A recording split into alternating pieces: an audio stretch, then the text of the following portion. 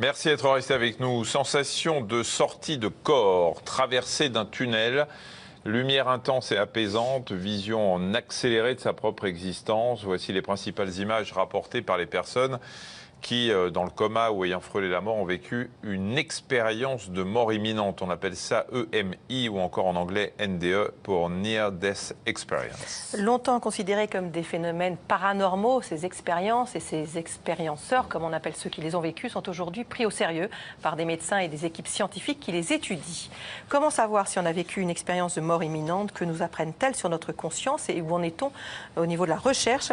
Pour répondre à vos questions de spécialistes, le docteur Jean-Jacques Charbonnier, bonjour. Bonjour. Vous êtes médecin réanimateur à Toulouse et auteur de ce livre 4 regards sur la mort et ses tabous, c'est chez Guy Trédaniel. À vos côtés, Sébastien Dieguez, bonjour. Bonjour. Chercheur en neurosciences à l'université de Fribourg en Suisse. Et pour témoigner, Laura Blanchon. Bonjour. Vous avez écrit avec votre mère, Renée Sim, Nos vies suspendues. Ça vient de sortir aux éditions Laménie Trédaniel. Alors, c'est parti de votre histoire. En 2008, vous aviez 20 ans et vous êtes atteinte d'une méningite foudroyante. 10 jours de coma. Oui. Et alors? Et alors, j'ai vécu ce qu'on appelle une décorporation. Je me suis vue au-dessus de mon corps. À ce moment-là, j'étais juste en vie grâce aux machines, donc on n'explique pas vraiment ce qui m'est arrivé. Et quand vous êtes sortie du coma, vous vous souveniez de quoi? Pour moi, c'était comme des rêves au final. J'ai raconté voilà, les rêves que j'avais faits pendant mon coma. Et on a fait plein de liens et on s'est rendu compte qu'il y avait des choses... Qui étaient réelles? Qui s'étaient vraiment passées? Ouais. Ah ouais. Alors justement, des choses très concrètes. Alors d'abord, il faut préciser, vous n'êtes pas croyante. On va faire un peu votre personnalité pour qu'on comprenne bien votre témoignage, qui est complètement indépendant de toute croyance, de toute spiritualité, de toute expérience précédente avec des gens qui vous ont raconté des choses. C'est en sortant du coma que vous avez raconté, par exemple, à votre père ou que vous aviez vécu des choses et on vous a dit, ah bah oui, la scène ou à votre maman, je crois, que votre père vous avait dit près de votre lit quelque chose pendant votre coma? Mon père, oui, lorsque j'étais reliée à mes machines, il m'a demandé de mourir plutôt que de souffrir si c'était trop dur pour moi, c'était trop douloureux. Et ça, je l'ai vu et je l'ai entendu. C'est-à-dire que cette scène s'est passée lorsque mon frère était dans la pièce. J'ai pu situer mon petit frère, à quel endroit il était, mon père, et j'ai pu rapporter les dires. Alors que vous étiez dans le coma? Oui. Vous l'avez entendu et vous, en même temps, vous voyez. Et je voyais, c'est ça le plus... Parce que mes yeux étaient fermés avec du steri-strip en plus, et puis j'étais vraiment dans le coma. Et comment j'ai pu situer mon frère dans la pièce, mon père, les machines? Alors, pendant longtemps, on va voir ce qui a fait que vous avez voulu en parler un jour, mais pendant longtemps, c'est resté en vous, puis juste avec vos proches. Mais vous vous êtes posé quand même pendant ce temps-là des questions, justement, pendant cette période-là, sur ce qui s'était passé, pourquoi? J'ai fait un peu abstraction. Après, on a vite eu des enfants, j'ai construit ma vie à moi. Du coup, j'avais mis ça de côté. Et c'est lorsqu'avec ma mère, on s'est dit qu'il faudrait peut-être écrire un livre pour prévenir des dangers de la méningite, qu'en reprenant nos notes. Au départ, c'était pas pour écrire sur les expériences de mort imminente, c'était sur la méningite. Voilà. D'accord. C'était pour ça. Mais comme ça fait partie de l'histoire, on en parle aussi. Et voilà. Quand vous parlez de décorporation, pendant que vous étiez dans le coma, votre corps était où? Il était dans l'angle gauche de la pièce, mais en hauteur. Je voyais vraiment, j'avais une vision, j'étais collée au plafond, quoi. Je voyais d'en haut. Et toujours au même endroit? Bah, ça s'est passé qu'une fois, cette vision-là. Et vous n'avez pas vu ce qu'on décrit le plus couramment, le tunnel avec la lumière blanche? Vous n'avez pas vu ça? Mais j'étais dans une lumière super apaisante. C'était vraiment agréable. Hein. C'était une expérience agréable. On va continuer avec votre histoire. Satie nous demande, évidemment, c'est la question essentielle, comment est définie et expliquée une EMI par la science et la médecine? Allez-y l'un après l'autre, je vous en prie. Alors, comment elle se définit? Il y a deux écoles en fait. Il y a des gens comme Stéphane Loret, on va le voir, un chercheur qui fait progresser la science parce qu'il investit beaucoup là-dessus, qui est parti sur un dogme, à savoir que le cerveau est un organe qui fabrique de la conscience. Et il est parti aussi sur l'hypothèse que tout ce qui était vécu dans cette expérience était une hallucination secondaire à un cerveau déréglé. Voilà. Et il fait beaucoup avancer la recherche parce qu'il travaille beaucoup sur le coma. Il n'y arrive pas à démontrer ça. Donc je pense qu'il y a une autre façon de voir les choses. Cette façon de voir les choses a été exposée dans une thèse de doctorat en médecine que j'ai eu le privilège de diriger, qui est la thèse de François Lallier, qui a été donc récompensé par la récompense maximale pour une thèse de doctorat en médecine, à savoir mention très honorable, félicitations du jury, où on dit qu'il y a peut-être une autre façon de concevoir ces expériences, à savoir que notre cerveau serait peut-être un récepteur d'informations, un petit peu comme nos ordinateurs avec les informations situées dans un iCloud. Et tout ça parce que il y a des témoignages qui nous font dire que lorsque le cerveau s'arrête de fonctionner, dans les 15 secondes qui suivent l'arrêt cardiaque, un électroencéphalogramme est plat. Donc peu importe la définition mort clinique ou pas, mais avec cet élément-là, on a une perception qui est beaucoup plus aiguë que lorsque notre cerveau fonctionne normalement. C'est-à-dire que les gens sont capables de décrire ce qui se passe en situation, les manœuvres de réanimation, mais aussi capables de décrire ce qui se passe dans une autre pièce et même à des kilomètres de là. Mais, attendez, nous, on passe notre temps à expliquer aux gens qui acceptent de donner les organes d'un de leurs proches que quand on dit électroencéphalogramme plat, quand on dit mort cérébrale, ça veut dire qu'il n'y a pas de possible retour à la vie, qu'ils sont morts. Vous êtes en train de dire le contraire, hein? Oui, je dis le contraire parce que c'est la vérité. Dans les 15 secondes qui suivent l'arrêt cardiaque, on a un électroencéphalogramme plat, mais ça peut être réversible grâce au progrès de la réanimation. On peut faire repartir des cœurs. Le message, il est confusant pour les donneurs d'organes, hein? Ah non, non, parce que le don d'organes, c'est irréversible. À ce moment-là, la mort clinique est irréversible. On a deux électroencéphalogrammes plats. Pour que ce soit clair, effectivement, c'est important pour les gens qui veulent donner. Un arrêt cardiaque, 15 secondes après, le cerveau, vous dites, il y a un électroencéphalogramme plat, sauf que dans les 15 secondes qui suivent, voire dans les minutes qui suivent un arrêt cardiaque, on fait de la réanimation. Donc il n'est pas question de dire, ah bah tiens, il y a eu un arrêt cardiaque, 15 secondes après, le cerveau ne fonctionne plus, donc on va laisser tomber, on va prélever les organes. Oui. Il y a une réanimation qui est faite. Et c'est en cas d'échec de la réanimation qu'on parle d'état de mort cérébrale et qu'on prélève. Grâce au SAMU, grâce aux interventions d'urgence qui sont faites à domicile et même sur la voie publique, on a beaucoup d'arrêts cardiaques qui sont récupérés. Et maintenant, on en aura de plus en plus parce qu'il y a des défibrillateurs automatiques qui sont mis en place un petit peu partout. Et on aura de plus en plus de gens qui reviendront. On pas dans les 15 secondes qui suivent, on ne prélève pas dans les 15 secondes qui suivent l'arrêt cardiaque. C'est ce qu'on voulait dire. Donc pour pas qu'il y ait de malentendus et qu'on se dise, ah bah oui, je peux revenir. Parce que, non, les donneurs d'organes, là, il y a donc à distance 2 électroencéphalogrammes plats. Oui, une définition précise. Voilà, il n'y a pas de retour possible à la vie. On est bien d'accord, les gens sont morts.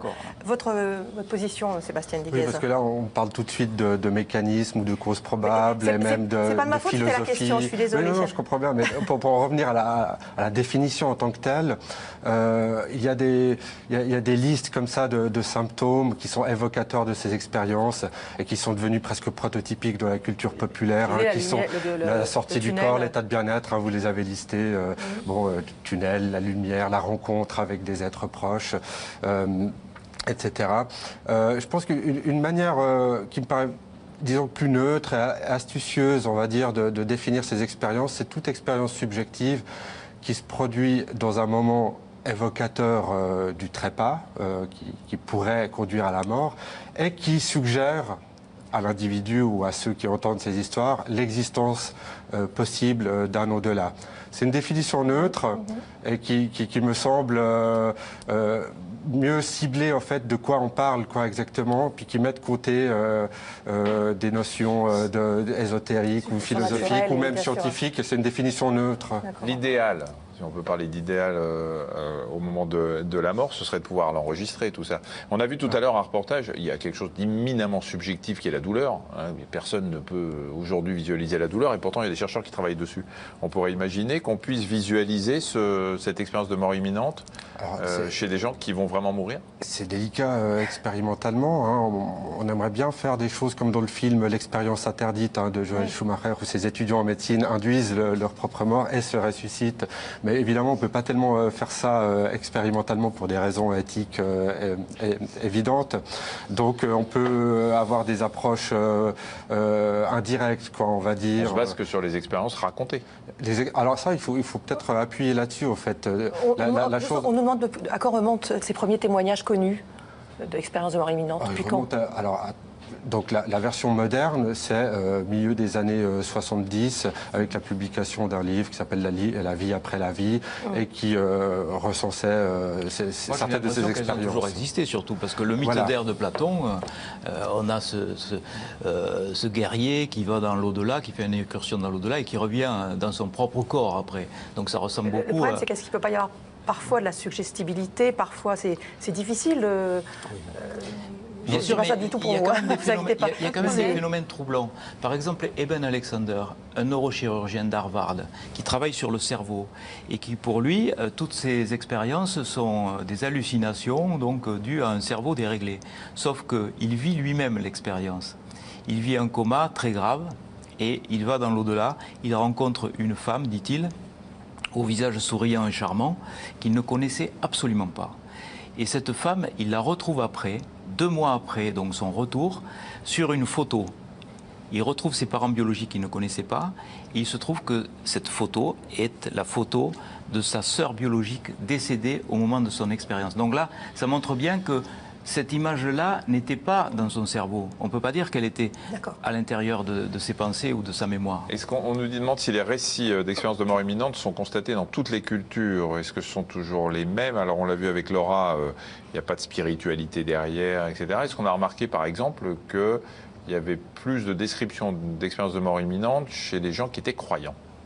Non, pas à ma connaissance, mais il y a peu de recherches sur le sujet. Un point important de cette question qu'il faut souligner, c'est qu'on parle de récits d'expériences de mort imminente. On n'a pas accès à l'expérience en tant que telle. C'est des récits qui sont remis en forme verbale, narrative, par les gens qui l'ont vécu, qui sont souvent des expériences ineffables et difficiles à comprendre, et donc qui sont mises sous forme de récits. Et c'est ça qu'on étudie, puisqu'on n'a pas accès, comme pour les rêves, on doit raconter les rêves, mais le rêve, c'est peut-être pas la même chose que le rêve lui-même. Donc pour parler des cultures, alors, encore une fois, donc il y a beaucoup de livres et de témoignages sur le sujet, mais peu de bonnes études. Ça, il faut quand même le dire. C'est un sujet qui est sous-exploré, et qui est très populaire comme ça, mais dans le fond, scientifiquement, on n'a pas grand-chose vraiment à se mettre sous la dent. Donc les études au niveau de la culture, pour ce qu'on en a, tendent à montrer qu'il y a des différences culturelles assez fortes quand même. Il n'y a pas un récit universel comme ça. Typiquement, en Asie ou en Inde, par exemple, il y a moins de lumière, il y a moins de sorties du corps, il y a moins de tunnels, les choses diffèrent vraiment. C'est-à-dire la restitution des récits sera différente en fonction des cultures et des religions. Il est sûr que si vous prenez un Parisien, un Russe, un Esquimau, vous l'envoyez à Venise, il va y avoir 3 discours différents. Mais on verra bien au bout du bout qu'ils sont tous allés au même endroit. Alors ils vont le raconter avec leur religion, avec leur culture. Dieu, ça va être la lumière divine, ça va avoir des colorations différentes, bien sûr. On va regarder un reportage tout de suite, mais juste, est-ce qu'on a déjà fait puisque vous dites que c'est compliqué de faire des expériences, évidemment, quand Laura raconte une scène très précise, en l'occurrence où votre frère était là, enfin une scène précise qu'on pourrait, dans son histoire de son coma, dater éventuellement et regarder éventuellement si à ce moment-là elle a eu un médicament ou si à ce moment-là elle a fait un problème particulier, etc. Est-ce qu'on a déjà pu superposer un événement médical particulier durant cette période de coma avec un récit de MI? Pas dans des études contrôlées, prospectives et correctement conduites. On est obligé d'appeler ce genre de témoignages, en termes scientifiques, des données anecdotiques, on va dire. Donc, dans les études qui ont tenté de contrôler ce genre de perception, ce genre de, le fait de connaître des choses qu'on n'aurait pas pu connaître, pour le moment, elles ont toutes échoué, en fait. Laura, vous aviez entendu parler des expériences de mort imminente avant ou pas? Non. Pas du tout. Non, non. Parce que c'est une question qu'on se pose aussi. Est-ce que quelqu'un qui n'a jamais entendu parler de ça et qui le vit va le raconter de façon spontanée, ou est-ce que c'est influencé par ce qu'il a entendu avant que vous, jamais? Même le terme, je ne le connaissais pas. C'est en regardant une émission à la télé que je me suis rendu compte que décorporation, c'était... Ah, qu'est-ce que vous aviez fait? C'était une... Ah, d'accord. Non, non, je ne savais pas. Je ne me suis jamais trop intéressée non plus à ça. Dire. Alors, des équipes de chercheurs travaillent sur cette question des EMI pour tenter de dégager des données objectives, si c'est possible. Notre équipe a suivi le travail du Coma Science Group à l'Université de Liège, en Belgique. Explication Marie Guyot, Héloïse Mallet, Thierry Eudes. Je suis monté comme ça, au plafond, et puis je me suis élevé un peu plus haut. Et je n'ai pas réalisé tout de suite que c'était moi qui étais en bas. Marie ne parle ni d'un rêve ni d'un cauchemar, mais de son expérience de mort imminente. C'était il y a 3 ans. Après un choc septique, elle est plongée dans le coma pendant presque 2 mois. C'est à son réveil que ces images reviennent.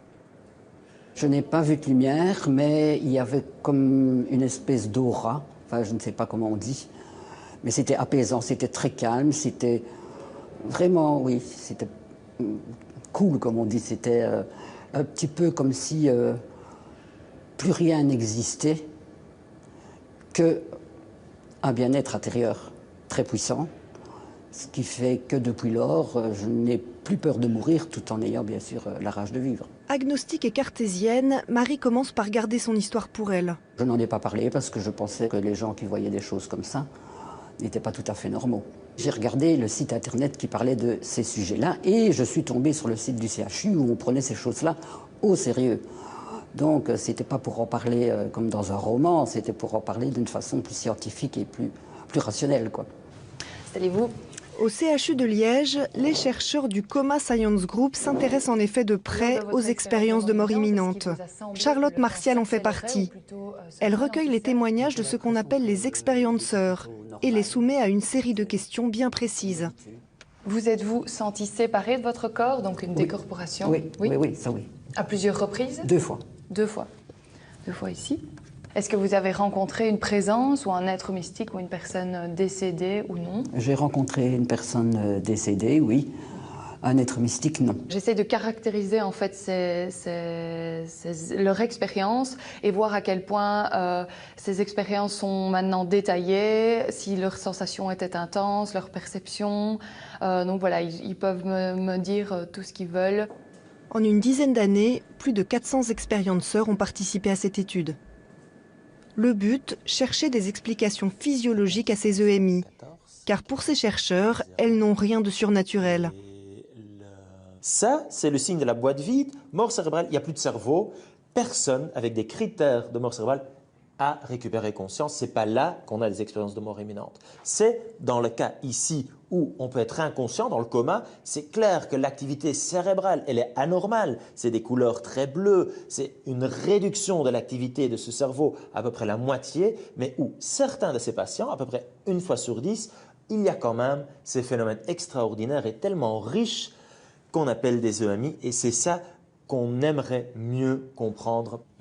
Les chercheurs se livrent donc à des expériences pour tenter de mieux comprendre les mécanismes cérébraux de l'EMI. Est-ce qu'il y a des différences avec le rêve, avec des volontaires ici à l'Université de Liège qu'on va donner des médicaments comme la kétamine, qui donne aussi ces perceptions, ces sortes d'hallucinations extraordinaires, qui, quand on utilise des échelles, vont pour nous être quelque part identiques, ou en tout cas aussi avoir les caractéristiques de ces fameux EMI. Si beaucoup de choses restent encore à prouver, certaines pistes semblent se confirmer, comme le phénomène de décorporation. Pour la décorporation, on sait qu'il y a une région qui semble être importante, parce que si je la stimule chez vous, c'est possible que vous allez justement vivre cette sensation extraordinaire de décorporation. Donc là, il y a une piste. On va essayer de voir ces patients qui ont survécu à leur coma, qui après nous racontent leur EMI, est-ce qu'ils ont ou pas une cicatrice dans cette région-là qu'on voit ici en rouge. Petit à petit, les chercheurs décryptent les mécanismes de l'EMI. Des mécanismes dont la complexité nécessitera vraisemblablement encore de nombreuses années de recherche. Voilà, si vous avez vécu une EMI et que vous souhaitez participer à ces recherches, les volontaires sont plus que bienvenus. Pour cela, vous contactez le Coma Science Group, c'est par mail par coma@ulg.ac.be. Évidemment, on vous mettra ça sur allodocteur.fr. Sébastien Dieguez, qu'est-ce qu'il faudrait pour pouvoir comprendre ce qui se passe? Qu'est-ce qui nous manque là? Je pense que le travail qui est conduit à Liège, c'est une piste prometteuse. Il faut interroger les gens, il faut savoir les écouter, parce qu'encore une fois, c'est des récits qu'on a en main, c'est pas des expériences brutes. Une fois qu'on a ces récits en main, on peut faire des expériences de psychologie et des expériences de neuroimagerie pour voir si quelque chose dans le cerveau reflète les particularités de ces expériences. On peut comparer les gens qui ont eu une sortie du corps, ceux qui n'ont pas eu de sortie du corps, comparer ceux qui ont vu une lumière et ceux qui n'ont pas vu de lumière. C'est tout ce travail qui reste à faire, en fait. Vous avez réuni pas mal de témoignages sur les expériences de mort imminente. Il y a un profil psychologique de celui qui témoigne? Non, absolument pas. Ce n'est pas forcément des gens qui sont plus dans la spiritualité, ce ne sont pas forcément des gens qui sont plus religieux que les autres, ça peut arriver à n'importe qui. À l'un d'entre nous sur ce plateau, non, elle, c'est déjà fait. Mais on a l'impression, si vous voulez, qu'il y a quelque chose qui ne va pas. Parce que, je vous le disais, dans les 15 secondes qui suivent l'arrêt cardiaque, il y a un électroencéphalogramme plat. Et on a une conscience qui est beaucoup plus performante que lorsque notre cerveau est à l'état normal. C'est un petit peu comme si vous disiez que votre voiture va plus vite, quand le moteur est arrêté. Et on ne peut pas dire que c'est le moteur qui fait accélérer la voiture. Comment on sait que la conscience, elle travaille beaucoup plus alors que le cerveau est arrêté au bout de 15 secondes? Parce que les gens sont capables de décrire ce qui se passe dans une pièce voisine, par exemple, ou à distance de leur corps. Et on vérifie que tout ça est vrai. Ils ont des éléments d'information qui sont dans la réalité et qui ne sont pas contenus dans leur cerveau ou dans leur mémoire. Donc, on a cette possibilité d'expansion de conscience lorsque notre cerveau diminue en activité. Mais pour ça, il faut un arrêt cardiaque. Laura, durant ces 10 jours de coma, vous n'avez pas fait d'arrêt cardiaque? J'ai fait un arrêt cardiaque à la base, si. Oui, à la base. Oui, mais après, pendant non. ces 10 jours, non. puisque votre expérience de mort imminente s'est venue pendant ces 10 jours de coma, donc il y a d'autres explications. Oui, alors peu importe si il y a cette mort cérébrale ou pas, cette mort clinique plutôt. Mort clinique, arrêt du fonctionnement cérébral. On peut l'appeler comme on veut, c'est une question de vocabulaire. Mais dans les anesthésies générales, dans les comas, dans le sommeil, dans l'hypnose, dans les arrêts cardiaques, l'activité est ralentie, l'activité du cerveau est ralentie. Et c'est à ce moment-là qu'on a ces expansions de conscience. C'est ça qui est tout à fait fascinant. Et alors, je trouve que les travaux de Lauré sont très importants parce que lui, c'est un chercheur, donc il va chercher de ce côté-là des investigations du côté matérialiste, mais c'est important parce qu'il est en train de nous démontrer que ça ne fonctionne pas. Bon, vous avez beau stimuler le gyrus angulaire, n'importe quelle zone du cerveau, vous n'arriverez jamais à vous trouver dans une autre pièce, par exemple. Laura, donc vous avez voulu raconter avec votre mère cette histoire, évidemment la méningite et cette histoire. Vous avez voulu rencontrer d'autres expérienceurs ou pas? Il y en a qui m'ont contacté suite au livre. Oui, après le livre. Oui. Mais pour faire ce livre, et puis quand vous avez pris conscience que c'était une expérience de mort imminente, vous n'avez pas voulu rencontrer? Non, j'ai pas. Non. Vu que c'était pas ça notre thème principal, on va dire, du livre. Non, mais c'était pour votre histoire personnelle, ça aurait pu vous. Non, j'ai pas cherché à rencontrer. J'ai cherché à rencontrer des survivants de méningite pour comparer nos parcours. Oui. Mais l'expérience de mort imminente, c'est pas quelque chose qui m'intéressait. Qu'est-ce que ça a changé dans votre vie, cette expérience? Mes priorités. J'étais élève infirmière à l'époque. Je voulais pas d'enfants avant 30 ans. Je voulais profiter. Et aujourd'hui, j'ai 28 ans, j'ai 3 enfants. Ah, carrément, oui. Je suis mariée. Oui, non, avec mon mari qui était déjà mon copain à l'époque, on a grandi plus vite que les autres, je pense. Les autres, nos copains ont évolué, mais nous, ça nous a fait grandir plus vite en tout cas. Et par rapport à la mort? J'ai pas peur de mourir. C'est quand même rassurant maintenant que j'ai vécu ça. Je suis rassurée pour la suite. Voilà. On nous demandait tout à l'heure s'il y avait plus d'hommes que de femmes qui racontaient ce genre d'histoire. Est-ce que donc éventuellement pourrait y avoir une influence hormonale ou autre? Est-ce qu'on a constaté ça? Non, je pense que ça doit être à peu près pareil, mais ça dépend des études. Il faut aussi souligner la multiplicité des étiologies. On a parlé d'arrêt cardiaque, de méningite, mais il faut aussi dire que parfois ces expériences, elles se produisent quand on a tout simplement peur de mourir, mais sans danger objectif. Quand vous croyez que vous allez mourir lors d'une chute ou quelque chose comme ça, ces expériences peuvent se déclencher. Donc on a vraiment une multiplicité de causes qui ne sont pas nécessairement médicales à proprement parler. Et puis là, bon, encore une fois, il y a beaucoup de travail travail qui reste à faire pour savoir s'il y a des différences entre hommes et femmes, etc. Et les enfants en racontent parfois ou pas?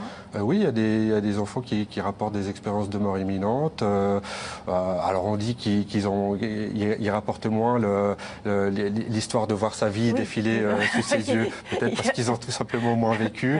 Non, il y a aussi des cas rapportés chez les enfants. Le décrire avec les mots d'enfant, c'est d'ailleurs très rigolo. Parce que il y a un enfant qui dit, par exemple, j'ai vu un monsieur qui s'éclairait tout seul. Pour décrire l'être de lumière que les adultes donnent dans leur témoignage. Y a-t-il des exemples de sortie de son corps en dehors de l'EMI?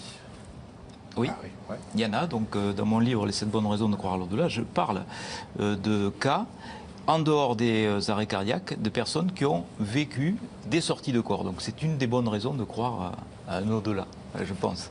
C'est assez probant. Vous croyez en une vie après la vie, vous? Ah oui, moi je pense que vu tout ce que j'ai pu collecter comme témoignage, vu tout ce que j'ai appris sur ces sujets, je pense qu'il est vraiment très fort que nous avons une vie après la mort. Et c'est assez apaisant d'ailleurs de le savoir. C'est rassurant en tout cas. Le chercheur, il pense quoi? J'ai un collègue qui dit que les expériences de mort imminente sont un appôt à croyants. C'est un attracteur à croyants. Et c'est pas étonnant que beaucoup se lancent pour étudier ce domaine. Donc moi personnellement, non. On cherche des explications cartésiennes. On nous dit, en ce qui concerne la petite lumière blanche, ne peut-on pas l'expliquer par l'examen de l'œil que pratique le médecin avec sa petite torche, donc éventuellement vérifiant une personne dans le coma en allant voir, et donc soyons cartésiens. Et vous croyez à la vie après la mort maintenant? Oui. Vous y croyez avant ou pas? Non. Vous n'étiez pas posé la question peut-être? Mais si, je m'étais dit, une fois qu'on meurt, on meurt, c'est fini, il n'y a plus rien. Là, j'ai vu des personnes décédées. Donc, elles sont encore là. Il y a quelque chose après, j'en suis persuadée maintenant. Oui, ça vous a transformé quand même un petit peu. Oui. Non, parce que vous en parlez comme si, bon, j'ai fait ça comme j'ai fait un rhume, mais ça a changé quand même votre vision de l'après. Oui. Dans le bon sens. Bon, j'espère que vous retrouverez votre mari à ce moment-là. J'espère bien. Merci beaucoup à tous les trois d'être venus. Demain, dans Le Docteur, on répondra à vos questions sur, voilà, beaucoup plus cartésien, beaucoup plus terre à terre, les épaules, les maladies des épaules, le traitement, la prothèse d'épaule, tout ça, voilà, ça va être beaucoup plus scientifiquement prouvé, plus facile. Un appel à témoin, Michel. Oui, là aussi, très terre à terre. Vous souffrez de verrues. Malgré les nombreux traitements, vous n'arrivez pas à vous en débarrasser. Vous venez nous en parler sur le plateau en appelant le 01 58 88 85 21. On vous retrouve demain à 13h40 sur France 5. Merci. Merci, à demain, au revoir.